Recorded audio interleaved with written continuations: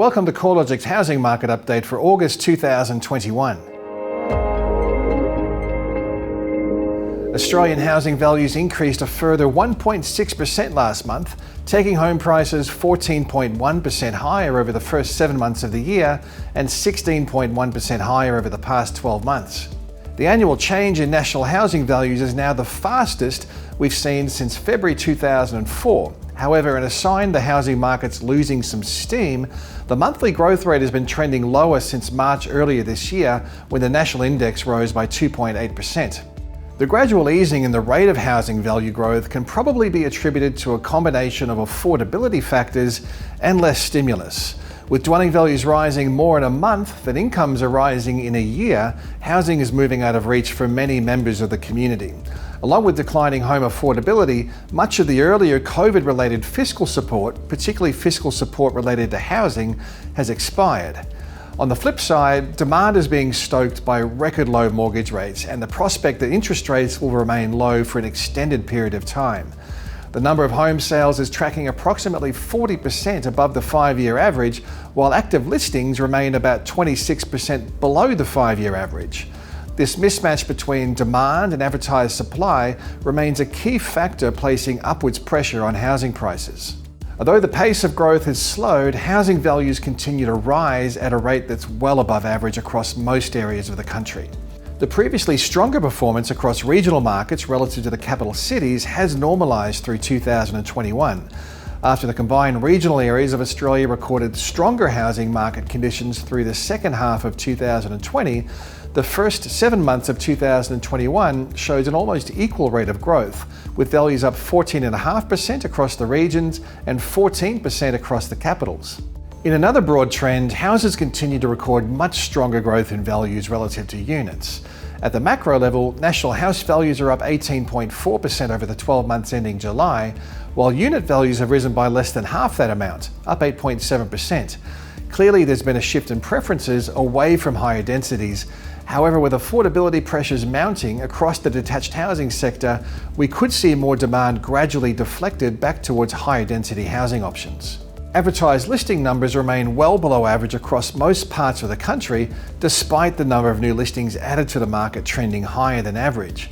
Recently, there's been some volatility in new inventory levels, with the number of newly advertised properties falling sharply across Sydney and Melbourne amidst the lockdowns. We've seen the same trend through earlier lockdowns, where both buyer activity and vendor activity reduced before recovering back to pre-lockdown levels once the restrictions are eased or lifted. On the demand side, the number of home sales has held well above average over the year, with CoreLogic estimating a 42% year-on-year lift in the number of sales. The annual number of home sales hasn't been this high since the year ending January 2004, with the past 12 months recording nearly 600,000 dwellings sold across the country. That's approximately 140,500 more sales than the decade average. With stock levels remaining tight and demand so high, selling conditions have been skewed towards vendors. The combined capital cities auction clearance rate averaged 73% through July, and private treaty sales continue to record rapid selling times and low discounting rates. Considering the tight advertised supply levels and high demand, prospective buyers are likely to be feeling a sense of urgency due to the level of competition in the market. However, with affordability constraints starting to impact purchasing capacity, it's possible market activity could reduce through the second half of the year, helping to rebalance the market and take some further heat out of the rate of house price growth. The Perth housing market continues to record a rise in values, although the pace of growth has slowed.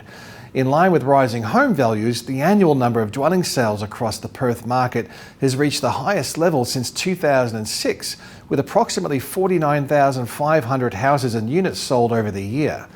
At the same time, the number of listings across the Perth region has trended lower, tracking roughly 26% below the 5-year average at the end of July. Rental markets are amongst the tightest of any capital, with house rents up 16.6% over the year and unit rents up 14.6%. With housing values rising, strong rental conditions and high rental yields, along with improving demographic and economic conditions, it's likely the Perth housing market will become increasingly more attractive to investors. Overall, Australia's housing market remains in a strong position. However, signs of slowing rates of appreciation have become more evident. The pace of capital gains has been tapering since April this year, which can be attributed to growing housing affordability challenges along with less fiscal support. It is likely that recent COVID outbreaks and associated lockdowns have contributed to some of the loss of momentum as well, particularly from a transactional perspective in Sydney, which is enduring an extended period of restrictions. Previous circuit breaker lockdowns have generally seen housing values remain resilient to falls, but the number of home sales and listings activity has been more substantially disrupted in the most recent lockdowns. Once restrictions are lifted, it's likely pent-up demand will flow through to an increase in activity. However, it's reasonable to assume the uncertainty associated with the duration and severity of Sydney's lockdown could see a greater level of disruption relative to previous, shorter periods of restrictions. Although the rate of growth has eased, housing values are continuing to rise substantially faster than average. Over the past 10 years, the average pace of monthly dwelling value appreciation has been recorded at just 0.4%, compared with last year where the monthly growth rate has averaged 1.3%. It's likely the rate of growth will continue to taper through the second half of 2021 as affordability constraints become more pressing and housing supply gradually lifts. Other potential headwinds are apparent, including the possibility of tighter credit policies and an earlier than expected lift in interest rates. Tighter credit policies, should they be introduced, would likely have an immediate dampening effect on housing markets. However, the trigger for another round of macroprudential intervention isn't yet apparent.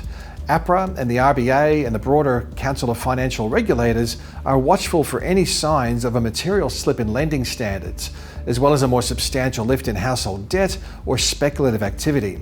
While each of these metrics is on the rise, the level is likely to be insufficient to trigger a response from APRA.